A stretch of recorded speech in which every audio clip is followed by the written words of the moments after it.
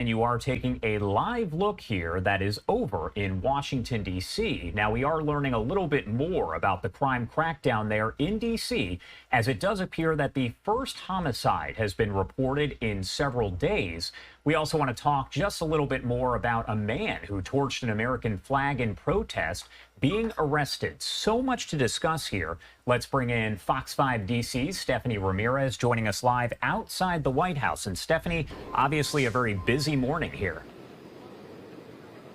A busy morning indeed, and actually just within seconds we did have some National Guard members arrive on scene, so you might see them behind me here. It looks like they're picking up trash right now at Lafayette Park. We are just outside of the White House. All right, now in terms of the federal takeover, we know the Trump administration has been touting the takeover or federal surge as the reason why D.C. crime has not only dropped in the district, but the reason why we've seen nearly 2 straight weeks of no homicides. But that did change. We learned within the past hour that D.C. police did have a fatal shooting in the southeast neighborhood of the district, where a man was shot just before 12:30 in the morning and ended up dying of his injuries. Southeast, unfortunately, an area that is often plagued by crime. Now, moving on, and the president leaning into his focus on D.C. crime, the federal surge, and the focus on the administration of law and order. He did announce a number of new executive orders, and we saw an arrest connected to this. You were just talking about it. A man arrested outside of the White House yesterday evening at around 6:30. He burned an American flag, and we don't know his name. What's going on, though, is that the president had just announced an executive order essentially prohibiting the burning of American flags. And so we believe that this action was done in protest of that. We don't know the man's name. We don't know if his arrest is in connection with the executive order. Right now, Park Police are telling us that the charge or the violation that he was found to have committed here is called prohibited fire. We also don't know the man's name. What we are told is that he is an Army combat veteran, and he did this action, burning the American flag, in protest just hours after these executive orders. So again, the president leaning into what he's been focused on already here, issued these number of executive orders. One of them seeks to have anyone who burns or desecrates an American flag be prosecuted and spend a year in jail.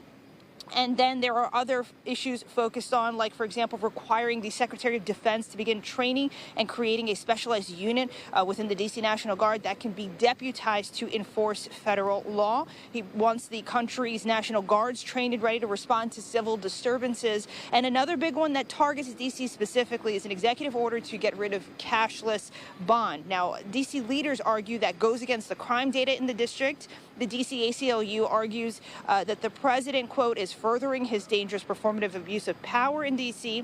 and that it can actually have a negative impact on public safety by separating people from their support networks, jobs, and housing.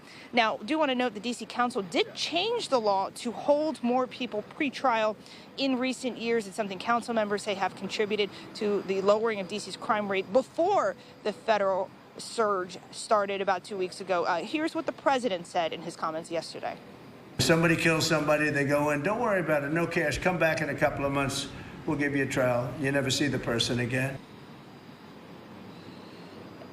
And guys, as residents in D.C. have been protesting, you see a lot of this on social media, especially folks surrounding the federal task force groups making arrests and also recording to make sure that they are witnesses and make sure that no civil rights are violated. In the midst of this, Monday, we also learned of another investigation on the D.C. police alleged manipulation of crime data. So the White House Deputy Chief of Staff, Stephen Miller, he said yesterday that there were accusations of homicides being reported as accidents instead of murders. The House Oversight Committee is now investigating allegations. They confirmed they have received credible information. Our team here at Fox 5 in D.C. has asked the D.C. Police Department and their leadership about this. They have not responded. I can tell you I did ask the mayor and the police chief about this last week, and they just affirmed that they will answer any questions and cooperate with an investigation. That's the very latest here from the grounds in D.C.